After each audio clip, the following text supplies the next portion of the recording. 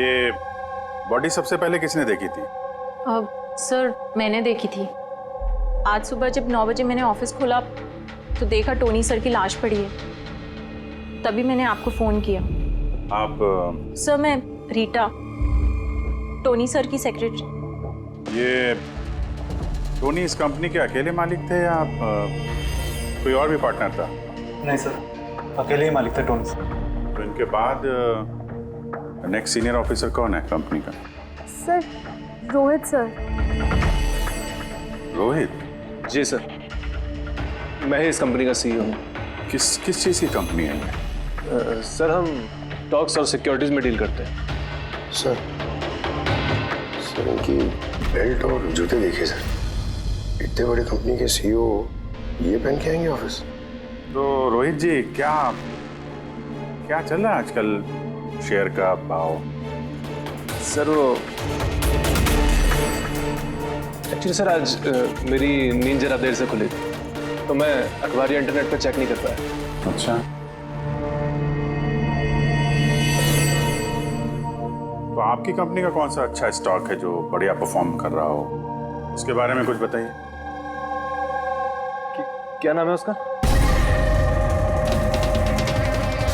Sir वो याद नहीं आ रहा सर। तो आप लोग बताइए स्टॉक के बारे में, एक भी स्टॉक का नाम बताइए आप लोग।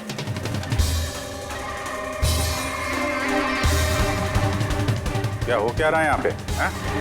सर सच में तो हम में से कोई भी यहाँ पे काम नहीं करता है। काम नहीं करता? क्या मतलब क्या है? मतलब सर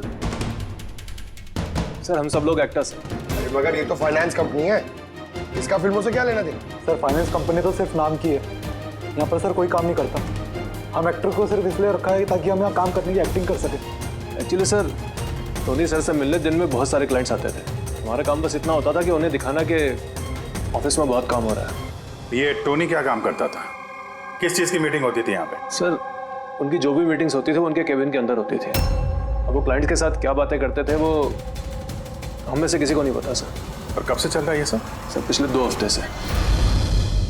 कमाल है, एक नकली कंपनी जहाँ पे नकली काम होता था उसके मालिक का खून हो जाता है। समझना पड़ेगा एग्जैक्टली यहाँ पे हुआ क्या था। तो यहाँ पे टोनी को पहली गोली लगी है। अगर उसे गोली यहाँ लगी है तो वहाँ उसे भाग जाना चाहिए था, वो तो एग्जिट है। वो वापस ऑफिस के अंदर क्यों गया? शायद खूनी इस तरफ होगा, बचने के लिए इधर भागा होगा। ये हैंडल पे भी खून है, वहां से अंदर आया और फिर वहां पे लेके गया उसको जहां पे खून हुआ। ब्लड ट्रेल इधर भी है।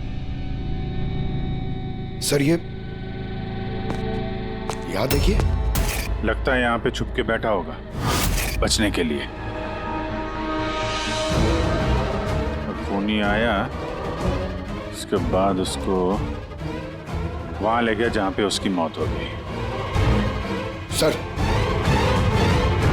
सर वो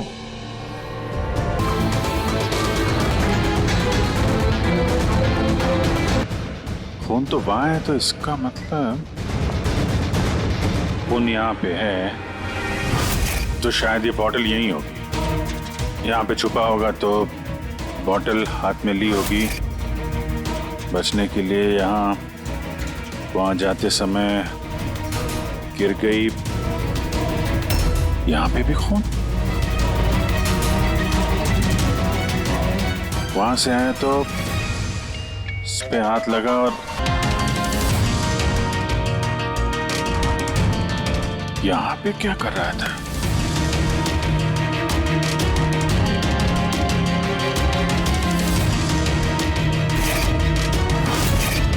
यहाँ पे पंजे का निशान है, यहाँ भी खून है, यहाँ भी पंजे का निशान है। कुछ पकड़ रहा था या फिर? अरे क्या? ठीक हो? हाँ सर। गन छुपा के रखी है अंदर, शायद इसी को ढूंढने आया होगा, लेकिन इसके पहले गन तक पहुंचता खून ही पहुंच गया इसके। मगर सर ये ऑफिस में उसने गन क्यों छुपा के रखी? ऑब्वियसली उसकी जान को खतरा होगा। इतना गड़बड़ घोटाला करके रखा हुआ था यहाँ पे, एक्टर्स लोगों को हायर करके रखा था। पता नहीं कितने दुश्मन होंगे इसके। ये डायरी भी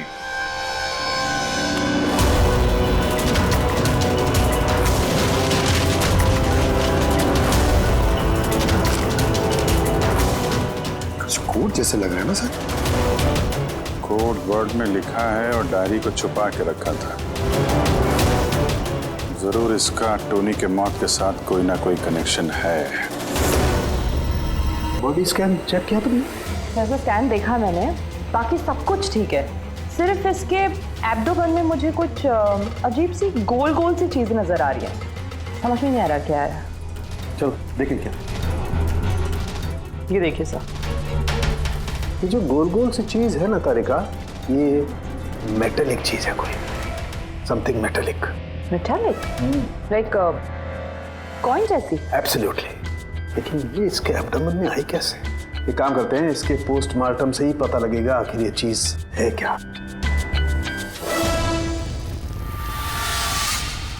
यस के टोनी के पेट में से ये 5 सिक्के निकले।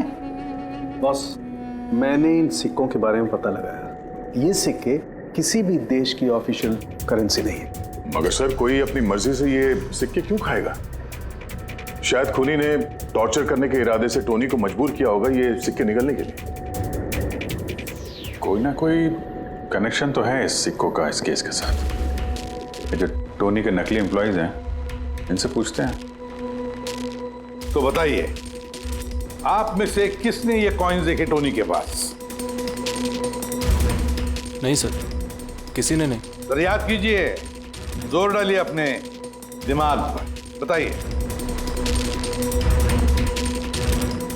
टोनी का फोन किसने किया? आप दोनों कौन? मैं दीनानाथ और ये शेखर। मैंने यहाँ फोन किया था। ऑफिस जाकर पता चला कि टोनी का खून हो गया। आप लोग कैसे जानते हैं टोनी को? मैं उससे सेट कॉइन्स खरीदता था। Set coins? जी। ये है क्या एग्जैक्टली? सेटकॉइन एक ऑनलाइन करेंसी है। इसका व्यापार ऑनलाइन यानी इंटरनेट पे होता है। जैसे गोल्ड में और शेयर मार्केट में लोग इन्वेस्ट करते हैं, वैसे इसमें भी करते हैं। बस अंतर यह है कि ये फिजिकल फॉर्म में नहीं होता, गोल्ड कॉइन की तरह, है ना? नहीं सर, होता है ना, जैसे गोल्ड कॉइन होता है ना, वैसे ये कॉइन भी बाजार में मिलता है। टोनी उन चुनिंदा लोगों में से था जो इनका व्यापार करता था। एक मिनट दीनानाथ जी, क्या ऐसी कॉइन्स आपने खरीदी थी टोनी से? हाँ सर, मैंने ऐसे ही 10 कॉइन्स खरीदे थे और एक कॉइन की कीमत 3 लाख रुपए थी। ये देखिए। माय गॉड, ये तो ठीक वैसे ही है सर। सर, आप लोगों को तो अंदाजा भी नहीं होगा कि ये कॉइन्स खरीद के कितने लोग करोड़पति बन चुके हैं। इनकी कीमत भी दुगनी हो चुकी है। मैं तो और भी खरीदना चाहता था, शेखर को बुलाया था ताकि ये भी इन्वेस्ट करे। दीनानाथ जी, आपके साथ धोखा हुआ है। जी हाँ, ये जो सेट कॉइन्स है ना, ये इंटरनेट करेंसी, ये सोने के सिक्कों की तरह बाजार में नहीं मिलती। आपके साथ झूठ बोला टोनी ने। मेरे सारे पैसे डूब गए, इन कॉइन्स की कोई कीमत नहीं रही। दीनानाथ जी, इस टोनी की जैसे 420 दुनिया में बहुत है जो खुद के फायदे के लिए आप जैसे लोगों को फंसाते हैं। काश अपने पैसे इन्वेस्ट करने से पहले आपने थोड़ी जांच पड़ताल की होती। अच्छा वो मैंने पैसे इन्वेस्ट किए, वरना मैं भी लूट जाता। अब मेरी बेटी की शादी कैसे होगी? मैंने अपनी सारी जमा पूंजी इसमें लगा दी, अपने प्रोविडेंट फंड्स के पैसे भी। सर लगता है टोनी ने जानबूझ के थोड़े ज़्यादा उम्र वालों को ही अपना निशाना बनाया है।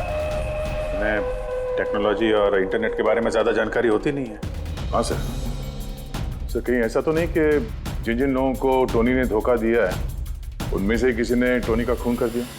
हो सकता है दया, बिल्कुल हो सकता है।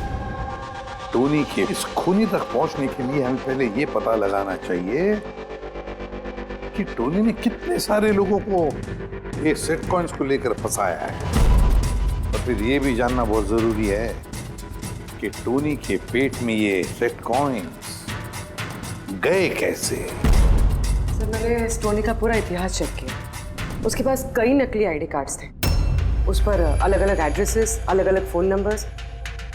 सर हमें तो ये भी नहीं पता है कि टोनी उसका असली नाम है भी या नहीं। और फिलहाल तो हमें ये भी नहीं पता सर कि ये सारे जुर्म उसने अकेले किए हैं या कोई पार्टनर भी है उसका।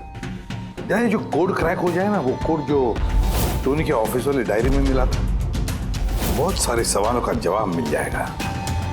सर एक कोड क्रैक करने वाले एक्सपर्ट को हमने कांटेक्ट किया है, शायद बहुत जल्दी इसका हल निकाल लेगी वो। और ये जो टोनी का सारा ऑफिस स्टाफ आया था, ये जो एक्टर्स उसके ऑफिस में काम करते, उनको कैसे पता चला इस टोनी के बारे में?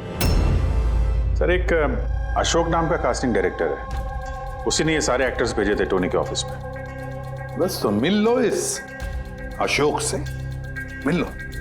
सर कॉमेडी, रोमांस, हर इमोशन एकदम कूट कूट कर भरा है उसमें। क्या नहीं चलेगा? अच्छा ठीक है सर, मुझे थोड़ा टाइम दीजिए, मैं भी भेजता हूँ। ठीक है सर, ठीक है। अरे अशोक जी मेरी फोटो भेज दीजिए ना।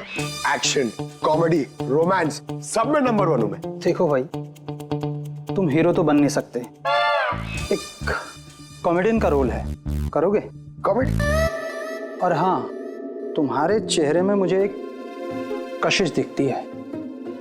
एक आर्ट फिल्म के लिए मेरी बात चल रही है, तुम एक काम करो, एक ऑडिशन दे दो उसके लिए।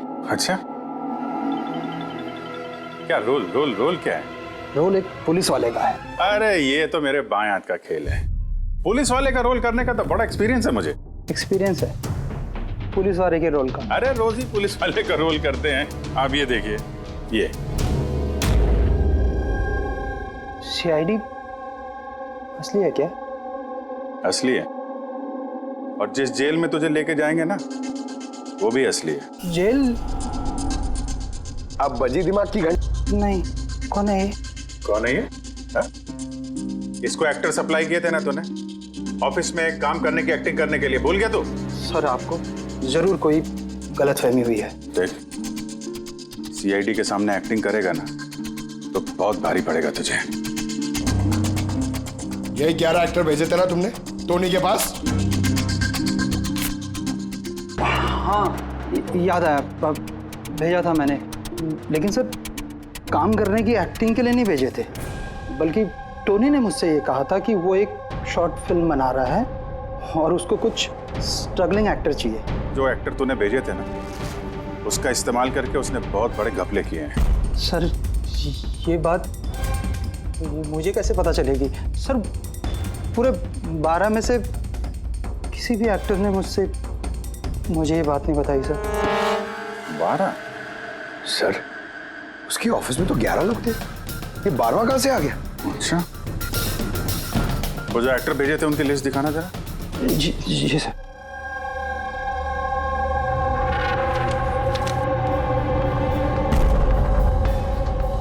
ये नया नाम है, ईशा कुमार।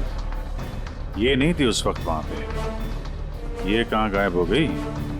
सर इस केस में सवाल ज्यादा है, जवाब कम है, और वो कोड भी क्रैक नहीं हुआ अभी तक। सर रीना जी, आपने हमें यहाँ टोनी के घर पे क्यों बुलाया? और वो उन कोड्स का हल निकाल पाई या नहीं? काफी टेढ़ा कोड है सर, बिना साइफर के हल निकाल पाना नामुमकिन है। साइफर? ये साइफर क्या होता है? साइफर कोई ऐसी किताब या डायरी होती है जिनके अंदर इन खुफिया कोड्स का राज छुपा होता है। फ्रेडी, जैसे अंडरवर्ल्ड की दुनिया में ये चीजों के नाम को कोड्स में इस्तेमाल करते हैं, जैसे गन है उसे घोड़ा कहते हैं, और कौवा मतलब मोबाइल। तो ये सारे कोड्स एक साइफर में होते हैं। अगर ये साइफर मिल जाए तो सारे सवालों के जवाब मिल जाएंगे। सर मुझे लगता है कि टोनी इस साइफर को ऐसी जगह रखता होगा जहाँ से उसे वो आसानी से देख सकता हो या पढ़ सकता हो। लेकिन सर उसका ऑफिस तो अच्छी तरह से चेक किया था, वहाँ पर तो कुछ भी नहीं मिला। तो हो सकता है टोनी के घर पे मिल जाए। ये देखिए सर, बड़ा अजीब सा निशान है इस पेपर पर। शायद ये निशान इस कोड का कोई अहम हिस्सा है। तो इस निशान का राज यहीं कहीं होना चाहिए। घर का एक कोना चेक करते हैं।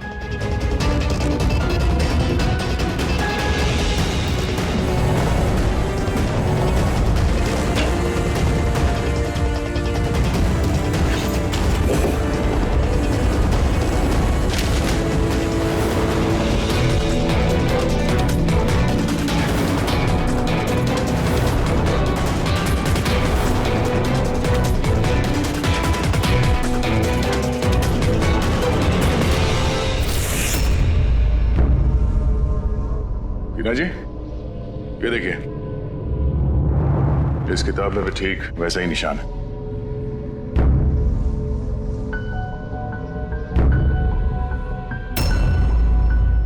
सर यही तो साइफर है। ये देखिए, इस पेज पर सिर्फ 7 सेंटेंसेस है और इसके हर सेंटेंस के फर्स्ट वर्ड को हम हाईलाइट करके देखते हैं।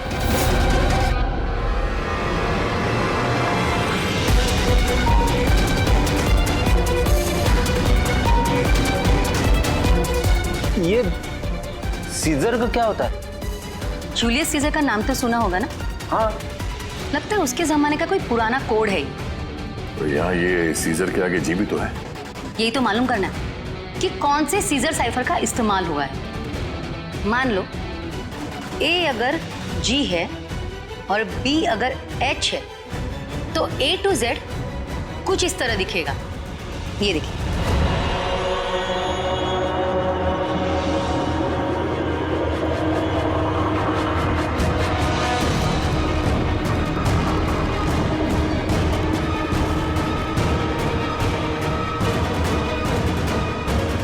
ये हो गया। अब हम इसे फॉलो करके देखते हैं कि हमारा कोड का मतलब क्या है। और हमारा पहला कोड है SUNGTQASGX-10। अब हम इसे मैच करके देखते हैं। SMUONHAN।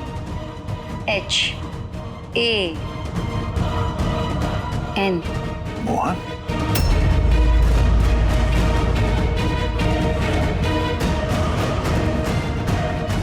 आपके पहले कोड का मतलब है मोहन कुमार 10। सर, इस मोहन कुमार नाम का तो कोई आदमी है ही नहीं इस केस में। अगर है ना तो ढूंढना पड़ेगा। ये बाकी के सारे जो कोड हैं उनको भी डिकोड करते हैं। प्लीज कुणाल, तुम समझने की कोशिश करो। मैं पंकज से बहुत प्यार करती हूँ। प्लीज तुम मेरे और पंकज के बीच कभी मत आना। सच? तुम मुझसे इतना प्यार करती हो? Cut cut cut. कौन हो आप लोग? बीच में आगे पूरा शॉट खराब कर दिए। एक मिनट। आप लोग शॉट बाद में लीजिएगा, हमें ईशा जी से कुछ बात करनी है। CID मुझसे? प्लीज चलिए आप लोग प्लीज। ये फोटोग्राफ देखिए। क्या? मगर कैसे? ज्यादा ओवर एक्टिंग करने की जरूरत नहीं है, कैमरा ऑफ है। तुम बताओ कैसे खून हुआ इसका? मैं कैसे बता सकती हूँ आपको इसका खून कैसे हुआ? जिस वक्त इसका खून हुआ सारे नकली एम्प्लॉय उसके ऑफिस में थे, सिवाय तुम्हारे। कहाँ थी तुम? नकली एम्प्लॉय? कौन से नकली एम्प्लॉय? सर ये आप लोग क्या बात कर रहे हैं? मुझे तो कुछ समझ में नहीं आ रहा। टोनी ने तुम लोगों को हायर किया था ना उसके ऑफिस में क्लर्क की एक्टिंग करने के लिए। उसने तो मुझे अपनी मंगेतर का रोल प्ले करने के लिए पैसे दिए थे, वो भी बस एक दिन के लिए। मंगेतर का? हाँ सर, उसके माँ बाबूजी आए थे उससे मिलने और वो उन्हें दिखाना चाहता था कि वो शादी करने वाला है और वो अपनी जिंदगी में बहुत खुश है। उसने तुमको तो बताया होगा ना अपने माँ बाप के बारे में, सारी इंफॉर्मेशन दी होगी। जी हाँ, बहुत कुछ बताया था ताकि कुछ गड़बड़ ना हो जाए और मुझे याद रहे कब कौन से डायलॉग बोलने हैं। उसके माँ बाप के बारे में जितनी भी इंफॉर्मेशन है तुम्हारे पास, एक एक चीज सब हमें बताओ। Thank you sir. Codes decode हो गए। हर कोड से एक नाम मिला है और नाम के आगे एक नंबर। जरूर ये वो लोग हैं जिनको टोनी ने सेट कॉइन्स बेचे थे, और ये नाम के आगे जो नंबर है इसका मतलब है किसके पास कितने सेट कॉइन्स हैं। जैसे ये मोहन ने ये 10 सेट कॉइन्स खरीदे थे, चिराग 6, विजय कुमार 8, एक्सेट्रा एक्सेट्रा। तो मतलब खूनी इनमें से ही कोई एक है? लगता तो ऐसे ही है। इन सारे बारातियों को ब्यूरो में बुलाओ सेट कॉइन्स के साथ। सर मैंने टोनी को नहीं मारा, आपने मुझे बताया तब तो मुझे पता चला कि टोनी का मर्डर हो गया। कल रात तुम कहाँ थे? कल रात मेरे सर में दर्द था तो मैं कल रात 10 बजे ही सो गया था सर। अच्छा, और कौन है आपके घर में? मेरे घर में बस मैं हूँ सर, और मेरा एक बेटा है जो विदेश में नौकरी करता है। मैंने तो अपने रिटायरमेंट फंड के 15 लाख लगाए थे इसमें। अब मुझे ये समझ में नहीं आ रहा है ये मुझे कैसे वापस मिलेंगे। गन रखते हो ना तुम? सर मेरी गहनों की दुकान है, सिक्योरिटी एंड प्रोटेक्शन के लिए मुझे अपने पास गन रखनी पड़ती है सर। सर सब कुछ तो आपको बता चुका हूँ, अब मैं आपको और क्या बताऊँ। जब तक खूनी पकड़ा नहीं जाता हम तो सवाल पूछेंगे। इस डायरी में उन लोगों के नाम लिखे हुए हैं जिन्होंने उससे वो कॉइन्स खरीदी थी, सेट कॉइन। उन लोगों के नाम और जितने भी कॉइन्स खरीदे थे वो सब, पूरा का पूरा रिकॉर्ड इसमें है। और इसमें जो जानकारी है उससे हम ये पता लगाएंगे कि आखिर आप लोगों में से वो खूनी कौन है। किसने कितने कॉइन खरीदे, इससे ये कैसे पता चलेगा कि खूनी कौन है? आसान है। खूनी ने अपने कुछ सिक्के गुस्से में आकर टोनी को निगलवा दिए। अब इस बही खाते के हिसाब से जिसके पास भी कम सिक्के निकलेंगे वही हमारा खूनी है। चलिए आप सब लोग अपने अपने सेट कॉइन्स के सिक्के गिनती करवाइए।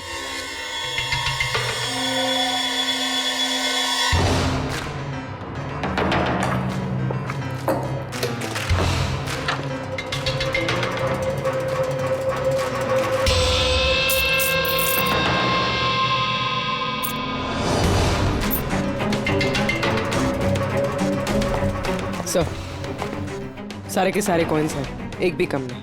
कोई भी कम नहीं? ये कैसे हो सकता है? अब तो यकीन हो गया ना आप लोग को कि हम निर्दोष हैं। अब ये क्या कहानी है सर? अगर ये सारे निर्दोष हैं तो फिर गुनहगार कौन है? ये तो अब टोनी के माता पिता ही बताएंगे। नहीं, ये नहीं हो सकता। हमारा बेटा नहीं मर सकता सर। आपको जरूर कोई गलतफहमी हुई है। हमारा बेटा तो अपने ईमान का इतना पक्का था कि वो किसी का 1 रुपया भी ना ले, और आप कह रहे हो उसने लोगों को ठगाया। मैं जानता हूं ये किसी भी माँ बाप के लिए सुनना आसान नहीं है, पर क्या टोनी की किसी के साथ कोई दुश्मनी थी? हाल फिलहाल में कोई लड़ाई झगड़ा हुआ हो? कैसा झगड़ा सर? वो तो इतना बिजी रहता था कि उसे हमसे मिलने का भी समय नहीं होता था। 3-3, 4-4 महीने बाद घर आता था वो। मिलने नहीं आता था? मतलब कि उसने कई जगह पर अपने ऑफिस खोल रखे थे। कहाँ और कहाँ पे ऑफिस था इसका? दिल्ली, पुणे। जिस शहर में ये टोनी रहा है कुछ ना कुछ घपला तो जरूर किया होगा उसने। कुंडली निकालो इसके पिछली जिंदगी की। सर हाँ सर, दिल्ली और पुणे के police officers video conference call पे। गुड।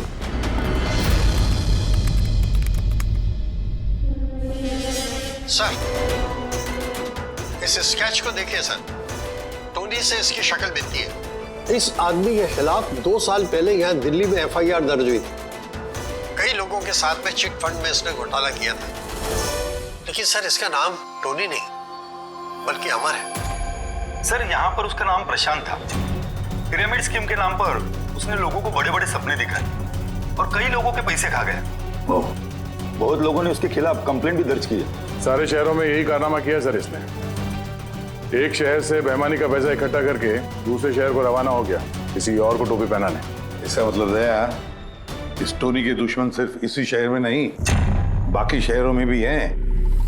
तो खूनी में से कोई हो सकता है। मतलब सर हर शहर से ऐसे लोगों की लिस्ट निकालनी पड़ेगी जिनके साथ धोखा हुआ है। सर यहाँ पर उसके खिलाफ कल्पेबल होमिसाइड की केस भी है। ये आलोक नाम के आदमी के उसने पैसे खा लिए थे। वो सदमा वो आदमी बर्दाश्त नहीं कर पाया, इसलिए उसने सुसाइड किया। तो टोनी को मारने का सबसे बड़ा मोटिव तो आलोक के किसी करीबी के पास है। ना तो उसने सिर्फ पैसा खोया बल्कि अपने किसी करीबी को भी खोया है। हाँ, आलोक, पुणे।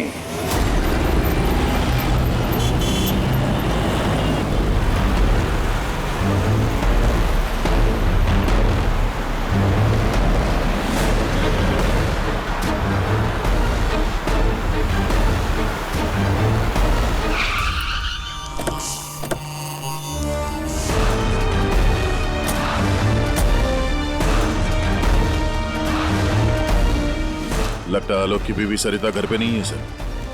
हाँ गया, आज सुबह से नहीं है। आज का पेपर और दूध। पंकज सर, जाके जरा पड़ोसियों से पूछताछ करो। Excuse me. जी जी, मैं ऑफिसर पंकज हूँ, सीआईडी मुंबई से। हेलो सर, मैं पूनम। हेलो, ये सरिता यहाँ रहती हैं? ये हाँ, कहीं हाँ। गई हुई है बाहर, आपको पता है? वो तो नहीं पता। क्यों, कोई प्रॉब्लम हो गई है? इनके घर की कोई एक्स्ट्रा चाबी होगी आपके पास? सर, हाँ, ये पूनम जी हैं, सरिता की नेबर।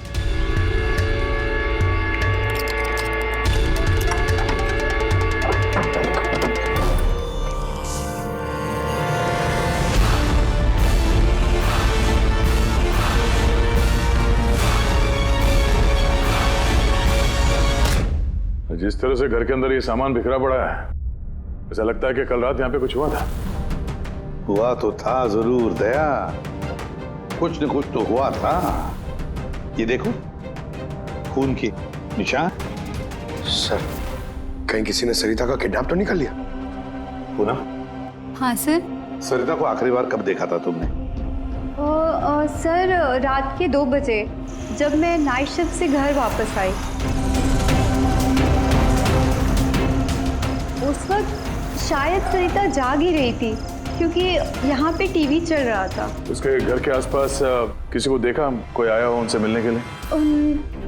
कुछ और तो नहीं, पर हाँ, एक वाइट कलर की वैन थी जो घर के बाहर खड़ी थी, पर सुबह वो वहाँ नहीं थी। तू उस वैन को पहले भी कभी देखा था यहाँ आसपास? नहीं, कभी नहीं। अच्छा, उसका नंबर याद है, नोट किया था? नंबर तो नहीं नोट किया, मैंने ध्यान नहीं दिया। अच्छा, तुमने कुछ शोर शराबा या झगड़ा वगैरह सुना उस वक्त?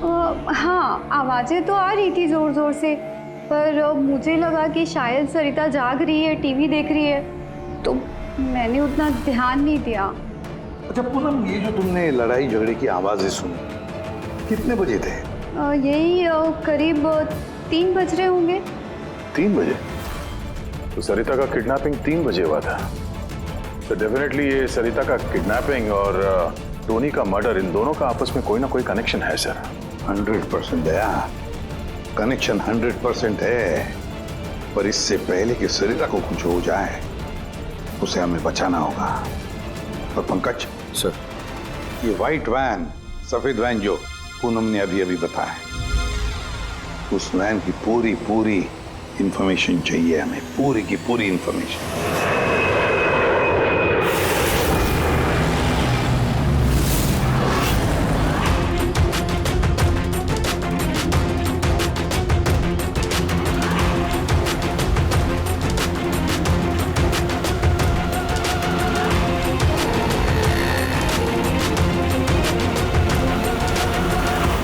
सर, यही रास्ते से वो व्हाइट वैन क्रॉस हुई थी। ये रास्ता तो आगे हाईवे नंबर 15 से जाके मिलता है।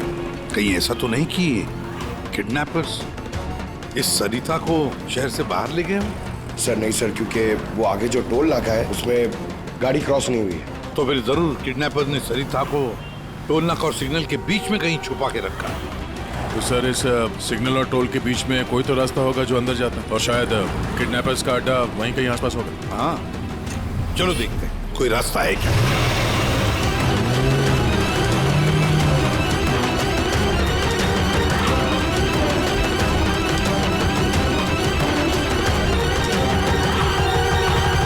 सर, ये एक रास्ता है जो अंदर जाता है। चलो चलो देखते हैं।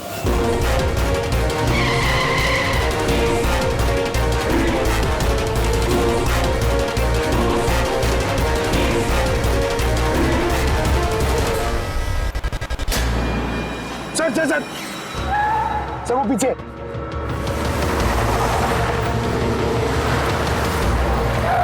ये देखिए सर।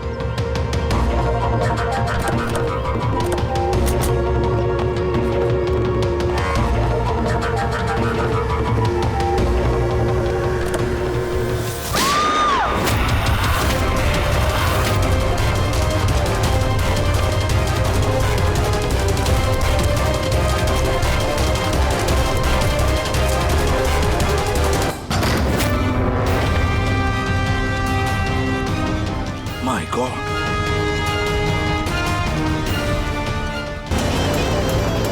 सर,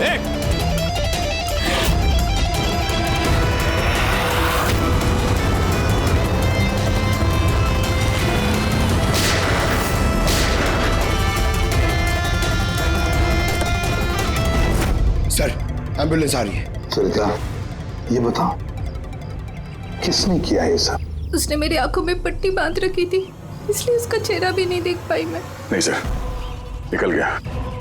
गाड़ी का टायर पंचर करके गया वो। क्यों किया होगा ये सब उसने? सर, उसको मेरे पति आलोक का फाइनेंशियल रिकॉर्ड चाहिए था, पता नहीं क्यों। पर तुम्हारे पति आलोक अब इस दुनिया में नहीं रहे ना? हाँ सर, उन्होंने आत्महत्या कर ली थी क्योंकि किसी फ्रॉड ने उन्हें धोखे से लाखों रुपए लूट लिए। पर वो पैसे भी उनके नहीं थे सर, उन्होंने किसी से कर्जा लिया था, पर कर्जा ना चुकाने की वजह से उन्होंने सुसाइड कर ली सर। अब ये क्या चक्कर है सर? ये किडनैपर को आलोक के फाइनेंशियल रिकॉर्ड्स में इतनी दिलचस्पी क्यों होने लगी? पंकज,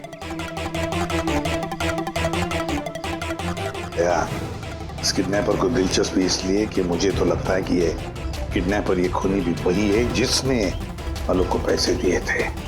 अब जैसे उसे पता चला कि आलोक इस दुनिया में नहीं रहा तो प्रॉब्लम आया, पैसे वसूल किससे करे। उसे पता चला कि आलोक का सारा पैसा टोनी के पास है तो उसने टोनी को खत्म कर दिया और फिर खुद पर इल्जाम ना आए सारे सबूत मिटाने के लिए उसने सरिता को फोन किया और उसे पूछा कि आलोक का सारा फाइनेंशियल रिकॉर्ड कहां पर है। कौन हो सकता है ये? सरिता सर, एक काम कर सकती हो? हाँ सर। आलोक की फाइनेंशियल रिकॉर्ड्स हमें दे सकती हो? माय गॉड यार, ये मुजरिम जो भी कोई है हमसे पहले यहाँ पहुंच गया और देखो लगता है सारे सबूत जलाकर राख करने की कोशिश की है उसने। बस सर, उस कंप्यूटर के साथ कुछ करना दिया हो जिसमें आलोक के फाइनेंशियल रिकॉर्ड्स हैं। तो फिर देखो जरा, कोई कंप्यूटर या लैपटॉप वगैरह मिलता है क्या? सर, हाँ, लैपटॉप मिल गया। वंडरफुल। सर, आलोक फाइनेंशियल फाइल। गुड। अब इसकी फाइल ओपन करने की कोशिश करो, जरूर उसमें उसके कर्जदारों की लिस्ट मिलेगी हमें। खुल गया सर। इससे तो कई सारे लोगों से कर्जा लिया है सर, और सबसे ज्यादा कर्जा दिया है इस शेखर ने। शेखर? कहीं वही शेखर तो नहीं जो दीनानाथ के साथ हमसे मिलने आया था? मैं दीनानाथ, ये शेखर। हाँ सर, वही है। तो विद्या, इस शेखर का पिंजरे में जाने का वक्त आ गया। वो सफेद वैन तो मिल गई सर, पर शेखर का अभी तक कुछ पता नहीं चल पाया।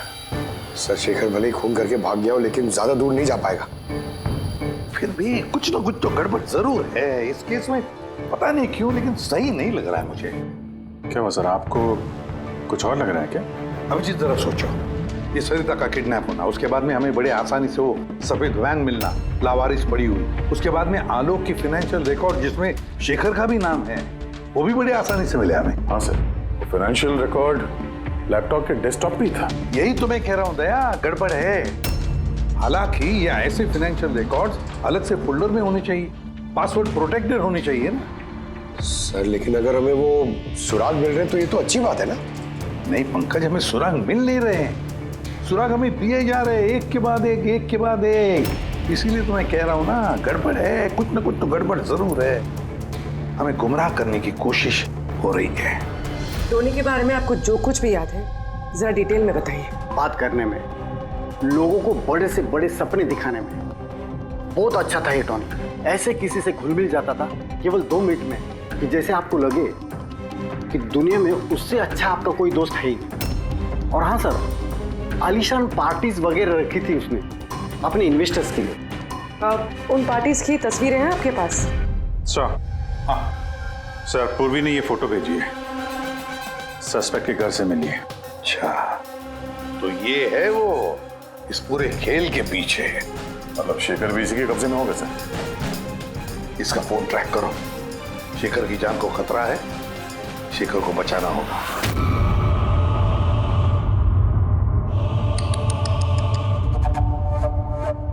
तुम्हें भगवान भी नहीं बचा सकता शेखर। सीआईडी को सारे सबूत तुम्हारे खिलाफ मिले हैं। अब तो ये ट्रिगर दबाकर तुझे बस मार डालूंगी और उन सबको लगेगा कि तू देश छोड़ के भाग गया। नहीं, ऐसा मत करो प्लीज, मत मारो मुझे। मैं वाकई देश छोड़ के चले जाऊंगा। आपके बारे में मैं किसी को नहीं बताऊंगा। I promise. अरे शेखर, तुम समझ नहीं रहे हो। तुमने मेरा चेहरा देख लिया है।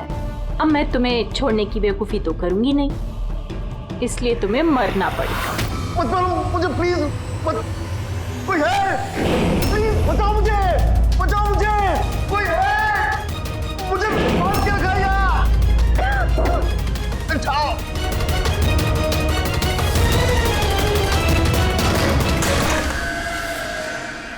उठ उठ।